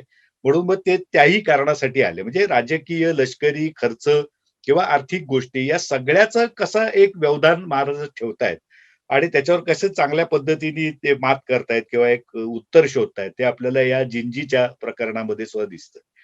आणि तुम्ही बघा, की नंतरचा इतिहासही याची ग्वाही देतो, की याच जिंजीच्या किल्ल्यामुळे आपल्या तिसऱ्या छत्रपतींचं म्हणजे राजाराम महाराजांचं सगळं म्हणजे जीवित संरक्षण झालं. साधारणपणे 7 एक वर्षाचा काळ हा राजाराम महाराजांनी स्वतःचं रक्षण हे जिंजीच्या किल्ल्यामुळे किंवा त्या किल्ल्यात बसून केलं, हे आपल्याला पुढचा इतिहास माहिती आहे. म्हणजे म्हणून ज्याला आपण म्हणतो, की व्हिजनरी लीडरशिप काय असते किंवा एक फ्युचरिस्टिक दृष्टिकोन काय असतो, हाही शिवाजी महाराज आपल्याला दाखवतात. आणि समजा राजाराम महाराजांचा मृत्यू कुठल्याही कारणाने झाला असता, तर राज्यच संपलं असतं. कारण छत्रपती जोपर्यंत अस्तित्वात होते, तोपर्यंतच आपली राज्याची कल्पना असते किंवा त्या काळात तरी प्रामुख्याने होती. त्यामुळे जर राजाराम महाराज रायगडावर किंवा मध्ये कुठेतरी जाताना पकडले गेले असते किंवा जिंजीचा किल्ला त्यांना तितका तो मोठा बळकट नसता, तर त्यांचं संरक्षण झालं नसतं आणि आपलं स्वराज्य हे त्याच वेळेला म्हणजे त्याची इतिश्री झाली असती. पण महाराजांच्या या दूरदृष्टीमुळे हे झालं नाही आणि जे व्हायला नको ते बरोबर टळलं आणि जे व्हायला पाहिजे तेच नेमकं झालं. हा त्यांच्या म्हणजे त्याला आपण म्हणलो, की थिंकिंग बियॉन्ड दी होरायझन्स हा भाग आपल्याला त्याच्यामध्ये दिसतो आणि आर्थिक बाबतीमध्ये हे खूप महत्वाचं आहे. अनेक बाबतीमध्ये आपल्याला असं दिसतं, की ह्या प्रकारची व्हिजन असेल, तर ती आर्थिकदृष्ट्या सुद्धा अत्यंत फायदेशीर ठरते.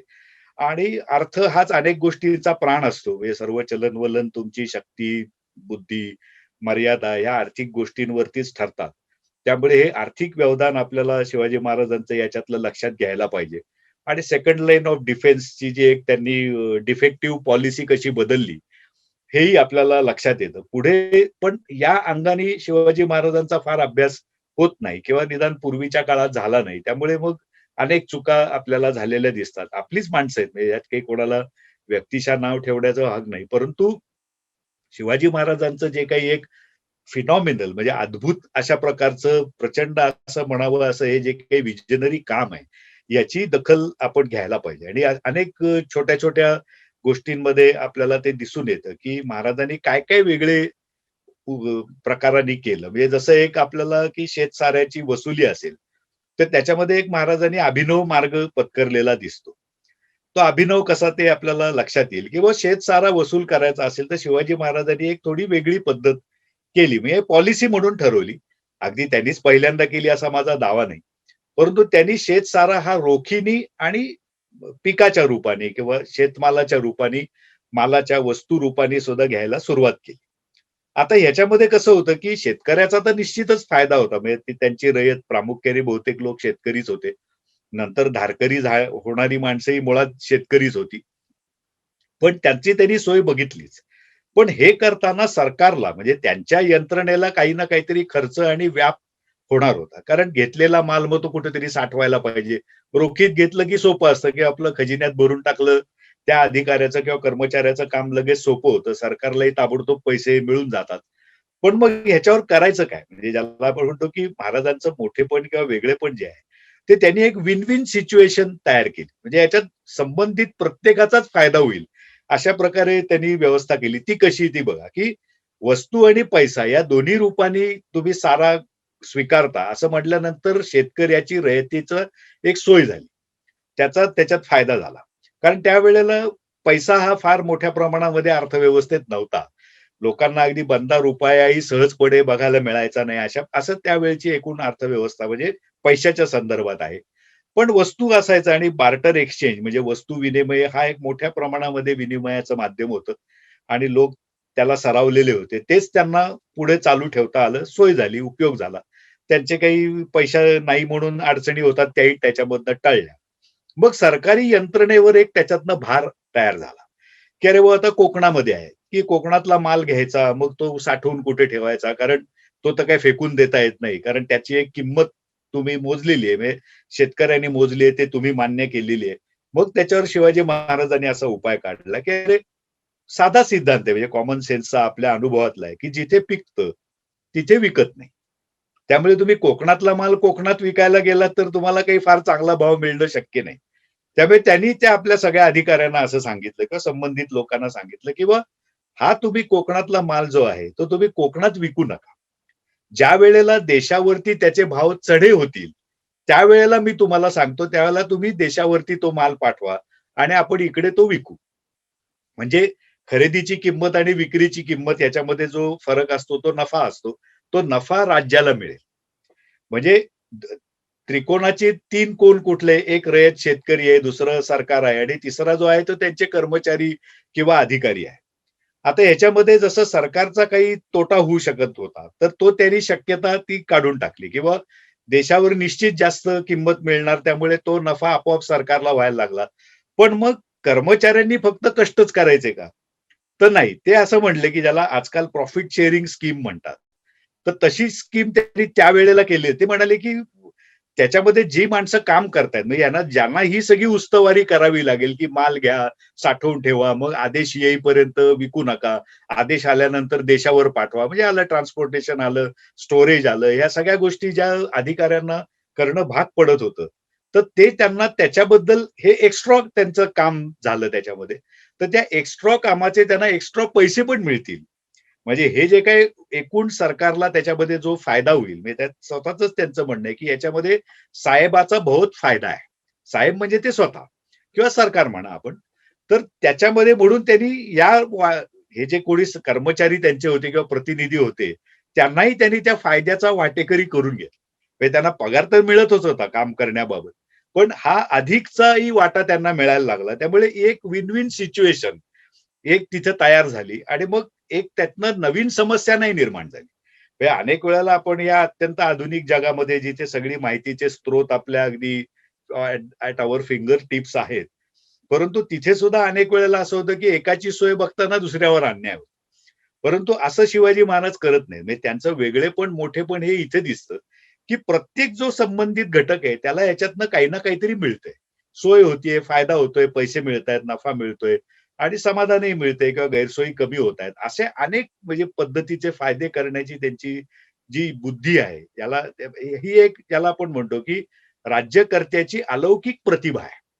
आणि हे प्रतिभा जी आहे ती घेण्यासारखी आहे. नाहीतर प्रत्येक बाबतीत ते काही जगावेगळं काही करत होते असं नाहीच आहे किंवा आजही आपल्याकडे मॅनेजमेंट ट्रेनर शिव खेडा हा जो खूप प्रसिद्ध आहे म्हणून मी त्याला कोट करतो. तर त्यांनी असं म्हणलेलं आहे, की great managers do not do different things. They do the things differently.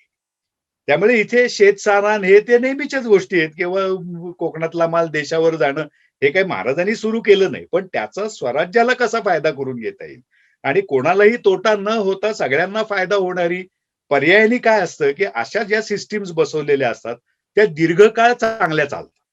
कारण अनेकांचं त्याच्यामध्ये बहुजन हिताय, बहुजन सुखाय असं झालं, की मग त्या योजनेला सहसा मरण लवकर येत नाही किंवा त्यात अडचणी खूप कमी येतात आणि चांगल्या पद्धतीने सुरळीतपणे दीर्घकाळ ते फायदा देणारं काम चालू राहतं.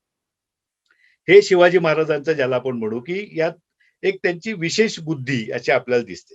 मग कोकणातल्याच मालाच्या बाबतीमध्ये दुसरं त्यांनी एक क्रांतिकारक काम केलं ते दिसतं, की ते म्हणजे संरक्षक जकात त्यांनी आणली. कोकणामध्येच त्यांनी संरक्षक जकात आणली. का? तर गोव्यामधले पोर्तुगीज मुलखातले जे व्यापारी होते, ते त्यांचं मीठ स्वस्त करून कोकणामध्ये डंप करत होते. त्यामुळे कोकण हा शिवाजी महाराजांकडे मुलूक होता.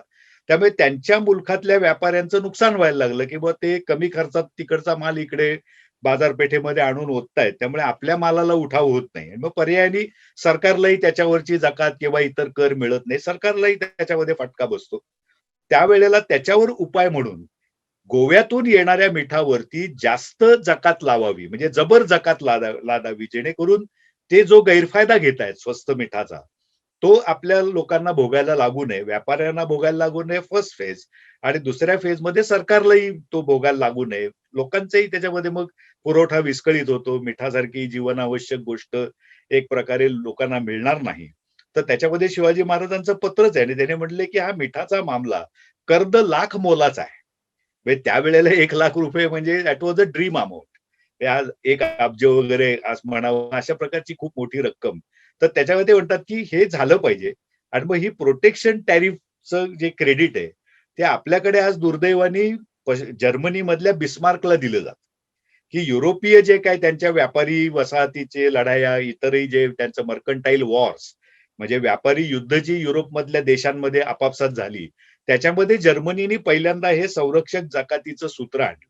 पण त्याच्या आधी जवळपास 250 वर्ष हे शिवाजी महाराजांनी इथे आणलेलं आहे. म्हणजे असा अनेक बाबतीमध्ये ज्याला आपण म्हणतो, की आज इंग्लिशमध्ये एक शब्द आहे बघा, की मिडास टच म्हणजे हमखास यश किंवा हमखास सोनं होणं आहे. आपण या अशा गोष्टींना शिवस्पर्श का म्हणू नये? तर मला असं वाटतं, की आग्रहाने आपण म्हणलं पाहिजे, की अरे हा जगामध्ये उगीचच त्या बिस्मार्कला त्याचं क्रेडिट जातं. म्हणजे बिस्मार्कशी आपलं काही वाकडं नाहीये. परंतु बिस्मार्कला क्रेडिट मिळण्याऐवजी शिवाजी महाराजांना मिळालं पाहिजे ना. कारण त्यांनी हे सगळा उद्योग केलाय आणि त्याच्यामध्ये त्यांना यश मिळवलेलं आहे आणि 250 वर्ष इतकं त्याच्यामध्ये त्यांनी अगोदर हे काम केलेलं आहे, यश मिळवलेलं आहे.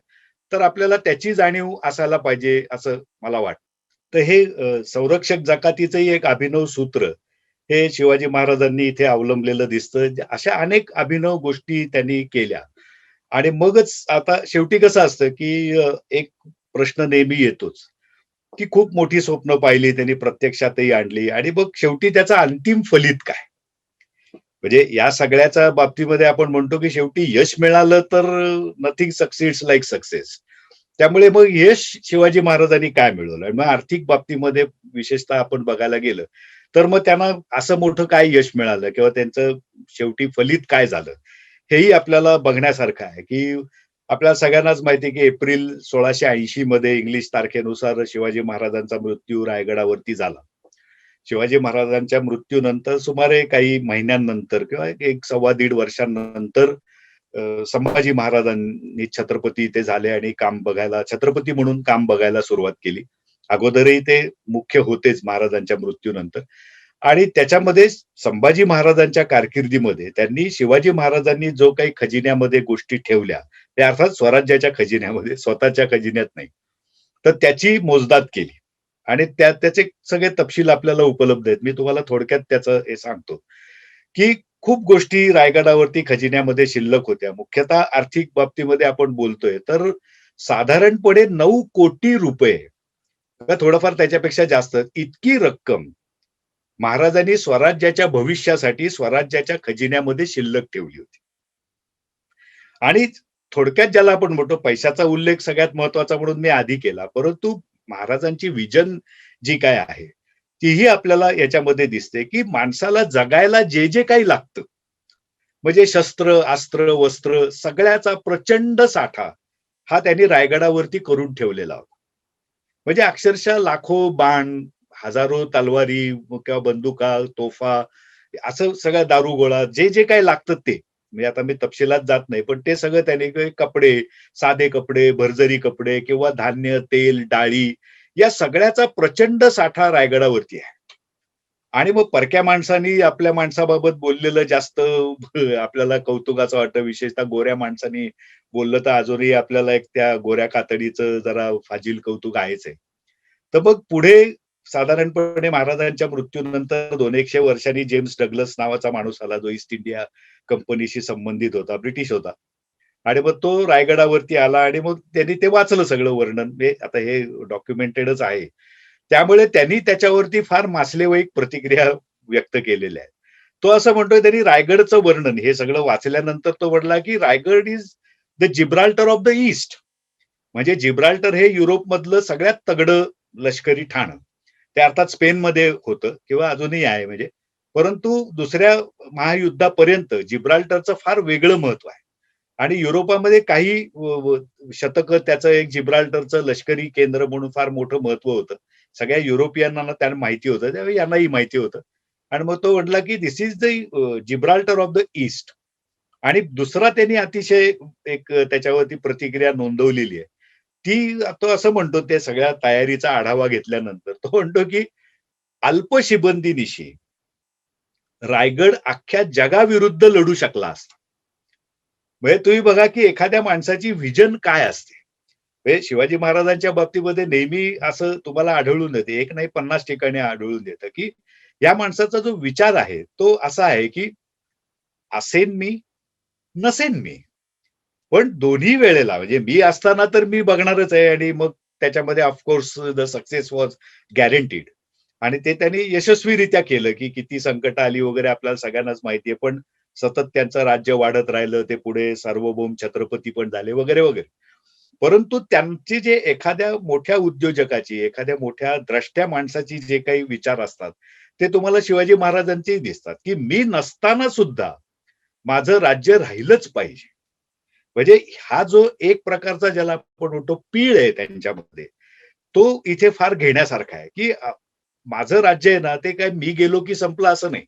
किंवा माझाही माझ्या आयुष्यामध्ये मी आहे तोपर्यंत आहे, पुढचं मला काही माहीत नाही असं असता कामा नये. मी एक अतिशय उत्तम काम करायला उभा राहिलो होतो. आयुष्यभर मी ते काम केलं. मरेपर्यंत करणारच आहे. पण माझ्या नंतरच्या पिढ्यांना सुद्धा ते काम करताना सुविधा झाली पाहिजे, काहीतरी फायदा झाला पाहिजे आपल्या उद्योगापासून आणि त्याची जबाबदारी माझी आहे. अशा दृष्टिकोनातून त्यांनी पुढच्या पिढीसाठी सुद्धा हा पैसा शिल्लक ठेवला, ही साधनसामुग्री शिल्लक ठेवली.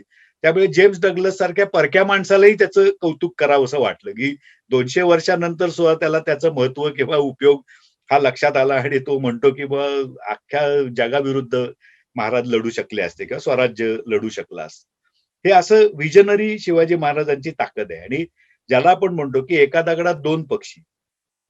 तसं त्यांनी इथेही सूत्र वापरलेलं दिसतं, की जसं त्यांनी एक आर्थिक शहाणपण, आपलं आर्थिक कमाई, आर्थिक ताकद वाढवली, तसं त्याच्याच जोरावरती म्हणजे जे काही त्यांनी रिसोर्सेस निर्माण केले किंवा बळकट केले, त्याच्याच जोरावर त्यांनी आपल्या जो संभाव्य सगळ्यात मोठा शत्रू होता औरंगजेब, त्याची सुद्धा पुढे वाट लावली हे आपल्या लक्षात येतं. म्हणजे ते जे काही मी किल्ल्यांच्यासाठीचा तुम्हाला खर्च महाराजांनी केलेला सांगितला किंवा गुंतवणूक प्रत्यक्षात जी होती 8-1 लाख रुपयाची.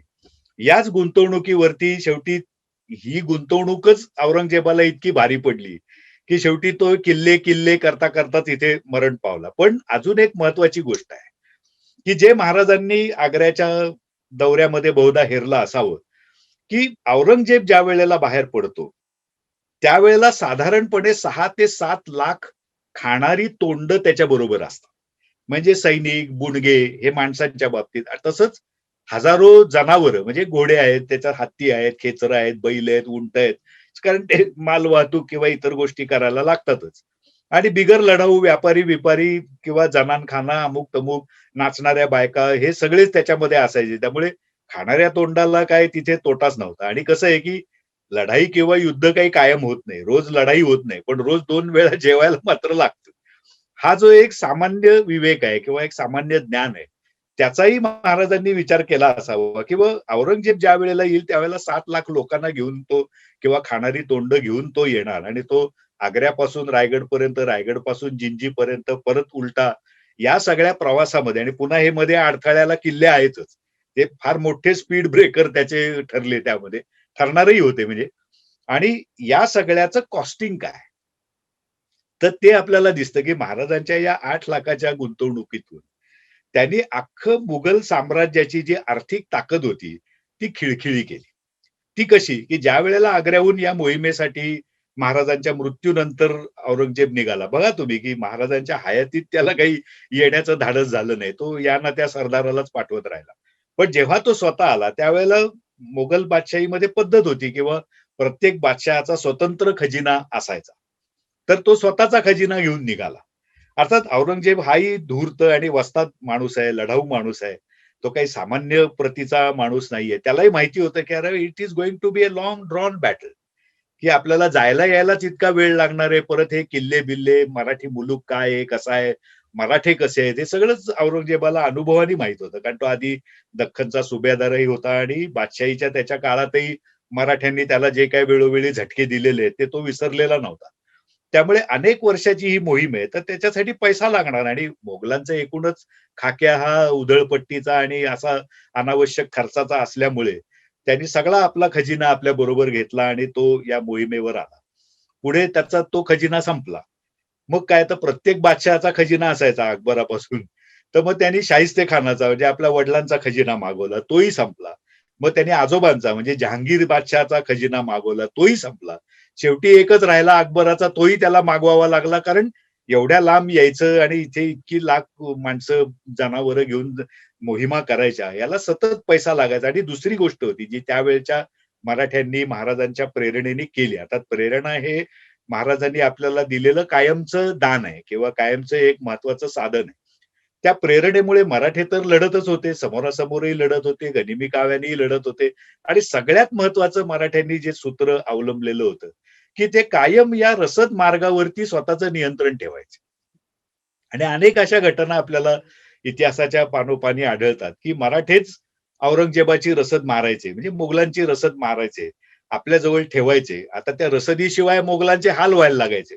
आणि मोगल हे काही फार हाल अपेष्टा सहन करण्याच्या मानसिकतेचे नव्हते, याचा मराठ्यांना पहिल्यापासून अंदाज होता. त्यामुळे जी मारलेली रसद असायची, तीच दीडपट दुप्पट भावाला मराठे परत मोगलांना विकायचे.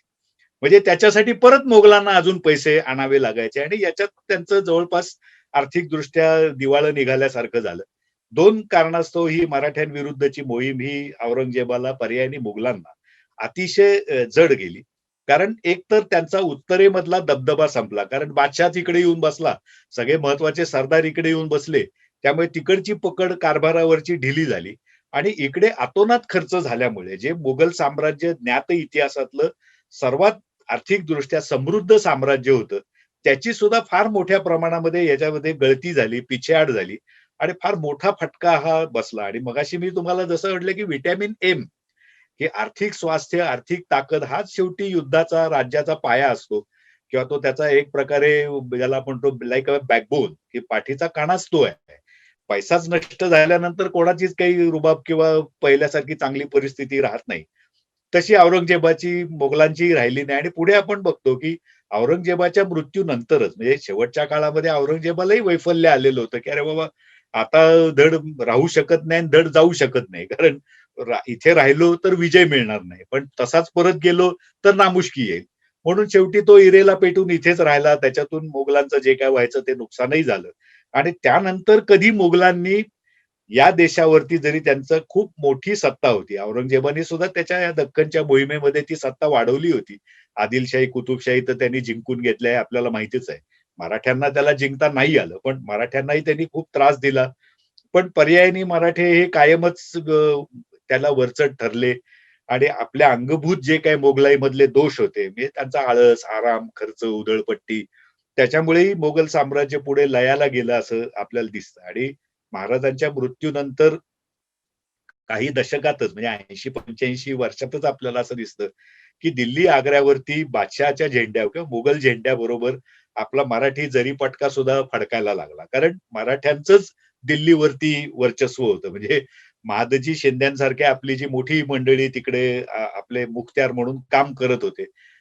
मुघल बादशहा हा सर्वस्वी ते म्हणजे दिल्लीच्या संरक्षणासाठी सुद्धा महादजी शिंद्यांवरती अवलंबून होता. त्यामुळे हे आपल्याला पुढचा इतिहासही माहिती आहे, की आणि आर्थिक व्यवधान असणं किंवा नसणं याचा काय फरक आहे किंवा यांनी काय नेमका फरक दिसतो, फरक पडतो, हे आपल्याला सगळ्या या आर्थिक विवेचनामधून लक्षात येईल असं मला वाटतं.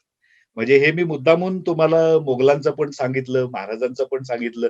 महाराजांचं विस्ताराने मी तुम्हाला सांगितलं, कारण आपला माणूस आहे आणि आपल्याकडूनच दुर्लक्षित राहिलेला माणूस आहे, की इंदिरा गांधींसारख्या व्यक्तीला येऊन इथे सांगावसं वाटतं, की अरे तो जागतिक कीर्तीचा लीडर होता किंवा पुढारी होता आणि ते करायला पाहिजे आणि आपणही असं काही महाराज मोठे व्हायला आपला विरोध नसतो. पण ते मोठेपण आपण जगापर्यंत पोहोचवण्यात अद्यापही काही बाबतीमध्ये अयशस्वी आहोत.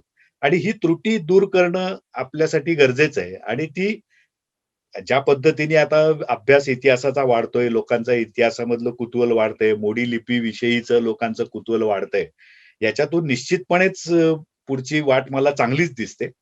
परंतु असे वेगवेगळ्या अंगाने म्हणजे शिवाजी महाराजांसारखी जी व्यक्तिमत्व असतात ती शतपैलू असतात. ती काय असं तुम्हाला एखादा पैलू बघून तुम्हाला त्यांचं मूल्यमापनही करता येत नाही आणि एखाद्याच पैलूकडे तुम्ही जास्त लक्ष दिलं तर पर्यायाने तुमचा तोटा असतो. कारण बाकीच्या ज्या फायदेशीर गोष्टी आहेत, मार्गदर्शक गोष्टी आहेत, तुम्हाला चांगल्या गोष्टींसाठी प्रवृत्त करणाऱ्या त्यांनी ज्या काही वेळोवेळी कामगिऱ्या केलेल्या आहेत, त्याच्याकडेही आपलं लक्ष असलं पाहिजे. आणि ती खरी म्हणजे इतिहासाची गुरुकिल्ली आहे किंवा इतिहासाचा खरा फायदा काय आहे? तर तो आहे. हे अनेक वेळेला आपल्याला असं दिसतं, की आपण म्हणावं तसं इतिहासाचा अभ्यासही करत नाही आणि 2 प्रकार आहेत. म्हणजे इतिहासाचा अभ्यास ही एक गोष्ट आहे आणि इतिहासाचा उपयोग ही दुसरी गोष्ट आहे. म्हणजे मी जे आज बोलतोय ते इतिहासाचा उपयोग या प्रकारातलं सगळं काम आहे. आणि हे वाढणं म्हणजे मूळ संशोधनाचंही महत्त्व आहेच, पण ज्याला अप्लाइड नॉलेज म्हणतात, ते सुद्धा कुठल्याही परिस्थितीमध्ये खूप आवश्यक आहे, खूप गरजेचं आहे. म्हणून मी आज शिवाजी महाराजांच्या या वेगळ्या पैलूविषयी बोललो. आणि म्हणजे हे आर्थिक व्यवधान किंवा आर्थिक एक हुशारी आणि आर्थिक ताकद जर आपली वाढली, तर तुम्ही बघा, की शिवाजी महाराज ही फार मोठी व्यक्ती आहे, की आपण काय त्यांच्या जवळ जाणं हे कुठल्याच अर्थाने शक्य नाहीये. परंतु अनुकरण करावं, मार्गदर्शन घ्यावं असा हा माणूस कायम आहे. कारण इन प्रिन्सिपल हा अतिशय तगडा माणूस आहे. आणि जरी ते आज त्यांचं निधन होऊन 340 वर्ष होऊन गेलेली असली, तरी सुद्धा स्पिरिटमध्ये किंवा तत्व किंवा सूत्र, जगण्याची सूत्र यानुसार ती इतके आपल्या जवळ आहेत. फक्त आपल्याला बघण्याची दृष्टी नाही हा आपला करंटेपणा आहे किंवा हा आपला दोष आहे. आपलं कुठेतरी न्यून आहे, कमीपणा आहे, हे आपण समजून घ्यायला पाहिजे आणि वेगवेगळे जे पैलू आहेत, आता मी सांगितलेले एवढेच पैलू नाहीत, बाकी खूप आहे. जसं मीच एच-आर-डीवर लिहिलेलं आहे, ॲडमिनिस्ट्रेशनवर लिहिलं आहे. अजूनही पुष्कळ आहे, की मार्केटिंग, पब्लिक रिलेशन अशा ज्या काही व्यवस्थापनाच्या सर्व शाखा आहेत, त्याच्यामध्ये खूप असं ललामभूत म्हणता येईल अशा प्रकारचं काम म्हणजे आजच्या मॉडर्न मॅनेजमेंट सायन्समध्ये तुम्हाला त्याचे असे अनेक जी शास्त्र म्हणून आज जे मांडलं जातं त्याचे दाखले म्हणजे त्या पद्धतीचे तुम्हाला शिवाजी महाराजांचं वर्तन दिसतं. कारण मॅनेजमेंट बाबतच असं म्हटलं जातं, की मग ते जसं शास्त्र आहे, तशी मुळात ती एक कला आहे. आणि मानव जातीकडे ती कला आहे. मग ते भले शिकारीचं व्यवस्थापन असो, शेतीचं व्यवस्थापन असो, आज औद्योगिक व्यवस्थापन असो किंवा इन्फॉर्मेशन टेक्नॉलॉजी मधलं व्यवस्थापन असो. पण ती एक कला आहे. म्हणजे ते शास्त्र म्हणून आज त्याचा जास्त तुम्हाला सुलभतेने वापर करता येतो. पण कला असणं ही सगळ्यात महत्वाची गोष्ट आणि ती महाराजांकडे होती. अनेक लोकांकडे होती, पण शिवाजी महाराज हे तिथे सुद्धा सगळ्यात जास्त ठळकपणे उठून दिसतात. असं माझं स्वतःचं मत आहे त्यांच्याबाबत. म्हणून मी हा आर्थिक विषय प्रामुख्याने निवडलेला आहे. कारण अर्थाचं महत्त्व सगळ्यांच्याच बाबतीत आहे. म्हणजे आपण सुद्धा कधी ना कधीतरी ज्या वेळेला मरण पावणार आहोत किंवा आपल्या जवळचे कोणी ना कोणीतरी मरण पावतात, त्यावेळेला प्रत्येकाचं जे मूल्यमापन होत असतं, ते त्या माणसाने पुढच्या पिढीसाठी शिल्लक काय मागे ठेवली आहे, हा एक त्याच्यामध्ये प्रमुख निकष असतो किंवा पहिला निकष असतो. मग बाकी इतर गोष्टी असतात, की त्याचं इतर पुण्याई काय, सामाजिक कार्य काय, बऱ्याच गोष्टी त्याच्यामध्ये येतात. पण सगळ्यात महत्त्वाचा आणि सगळ्यांसाठी कॉमन हा जो एक निकष आहे, तो हा आर्थिक असतो. आपण म्हणतोच, की शिल्लक काय आहे? म्हणजे शेवटी मागे गेल्यानंतर उरलं काय? तर पहिलं लोक म्हणतात, की पैसे, प्रॉपर्टी ह्या गोष्टी किती आहेत? त्यांनी किती मागे ठेवल्या पुढच्या पिढीसाठी? हा महत्वाचा भाग असतो. राहणार कायम. कारण प्रत्येकाला शेवटी अर्थ मूलो ही धर्म याच्या दृष्टीने म्हणून मी हे विवेचन केलं. आता आपल्याला माहिती आहे, की तरी सुद्धा मराठ्यांच्या नंतर शेवटी इंग्रजांनी आपलं राज्य जिंकून घेतलं आणि मग दीर्घ काळ त्यांचं इथं राज्य होतं. मग परत आपण त्यांच्याशी संघर्ष करून 1947 साली स्वातंत्र्य मिळवलं, म्हणजे राजकीय स्वातंत्र्य आपण मिळवलं. परंतु आजही आपल्याकडे सुराज्य नाही. स्वराज्य आहे पण सुराज्य नाही. आणि याच्यातली एक मख्खी कायम लक्षात घ्या, की स्वराज्य हे केव्हा स्वराज्यच राहील, जर त्याचं सुराज्य झालं तरच स्वराज्य हे स्वराज्य म्हणून टिकू शकेल. नाहीतर सुराज्य करण्याची धडपड झाली नाही तर असलेलं स्वराज्य कधी निघून जाईल हे तुम्हाला कधीही सांगता येणार नाही. ते तुम्हाला कदाचित न समजता सुद्धा निघून जाईल, इतकं स्वराज्य या गोष्टीचं महत्व आहे. आणि मग या बाबतीमध्ये पुढे इंग्रजांनी जे राज्य केलं, त्यांनी आपल्या देशाचा इतिहास, म्हणजे मराठ्यांचा तर इतिहास पहिल्यांदा ग्रँड डफ या इंग्लिश माणसानीच लिहिला. आणि त्यांनीच म्हटलेलं आहे की आम्ही, म्हणजे Marathas were the immediate predecessors in our conquest, म्हणजे हिंदुस्थानचं राज्य आम्ही मराठ्यांकडून घेतलं असं ब्रिटिशच म्हणतात. ते मुघलांचंही नाव घेत नाहीत, शिखांचंही नाव, इतर कोणाचंच नाव घेत नाहीत. आणि मग या इंग्लिश एका माणसाची, जो आपल्या देशाचा काय त्याला आपण मिलिटरी सेक्रेटरी होता, त्याचं नाव फिलिप्स मॅसन. आणि हा त्याला एक कुतूहल होतं की बा आपल्या इंग्रज लोकांनी, आपल्या जातभाईंनी, आपल्या देशबांधवांनी इतका हा खंडप्राय देश कसा जिंकून घेतला, आणि सगळ्यात महत्वाचं म्हणजे तो ताब्यात कसा ठेवला. कारण आपण आजही म्हणतो की बा यश मिळवणं सोपं आहे पण ते टिकवणं जास्त अवघड असतं. तर बा हे माझ्या देशबांधवांना कसं जमलं, हे त्याला फार उत्सुकता होती. आणि म्हणून त्याने अनेकांशी चर्चा केली पण त्याला काही त्याचं उत्तर मिळालं नाही, त्या चर्चेतून मिळालं नाही. मग तो म्हणला की जे आपणही करत नाही ते त्यांनी केलं, की तो म्हणला की या देशाच्या इतिहासाचा आपण अभ्यास करू, आणि केला ते. आणि त्यांनी असं त्याच्यावर एक पुस्तकही लिहिलं की आर्मीज इन इंडिया, हे त्या पुस्तकाचं नाव आहे. आणि तो त्या पुस्तकामध्ये असं म्हणतो की या देशामध्ये जे काय काही हजार वर्षांच्या इतिहासामध्ये काही एक 4-5 हजार राज्यकर्ते होऊन गेले इथे, त्याच्यामध्ये तो म्हणतो की मला 3 राज्यकर्त्यांनी सगळ्यात जास्त प्रभावित केलं. क्रमांक 3 सम्राट अकबर, क्रमांक 2 महाराजा रणजित सिंह, आणि क्रमांक 1 शिवाजी महाराज. आता का, तर ते सुद्धा त्यांनी त्या पुस्तकात लिहिलंय. तो असं 2 कारणं त्यांनी दिली आहेत. तो म्हणतो की सैन्य हे पोटावर चालतं, हे कळणारा आणि जमणारा हा एकमेव राज्यकर्ता. आणि आपल्याला माहिती आहे इतिहासातून की पगार वेळेत झाले नाहीत किंवा उत्पन्न वेळेत मिळालं नाही, म्हणून शिवाजी महाराजांच्या सैन्यामध्ये अस्वस्थता आहे किंवा काही बंड आहे किंवा काही विरोध झालाय, असं तुम्हाला एकही उदाहरण नाही मिळत. दुसरी गोष्ट, ते आजच्या काळाला जास्त महत्वाचं आहे. तो असं म्हणतो की राष्ट्रवाद म्हणजे नेमकी काय चीज आहे, ते फक्त याच राज्यकर्त्याला कळलेलं होतं. बाकी सगळ्या राज्यकर्त्यांमध्ये त्याचा अभाव होता. नाही ते त्यांना समजत नव्हतं किंवा महत्वाचं वाटत नव्हतं. आणि पुढे त्याचे जे 2 त्याच्या प्रतिक्रिया आहेत त्या अतिशय महत्वाच्या आहेत. तो असं म्हणतो की हा माणूस म्हणजे शिवाजी महाराज जर अजून 5 वर्ष जगले असते, तर आम्हाला इथे राज्य करण्याची संधी कधीही मिळाली नसती. हे खूप आणि दुसरं तो असं म्हणतो त्याच्यानंतर, की तो म्हणतो की इथले लोक या राजाला विसरले म्हणून ते पारतंत्र्यात गेले. आणि आपल्याला बंधू भगिनींनो अर्थातच पारतंत्र्यात परत जायचं नाहीये कुठल्याच प्रकारच्या.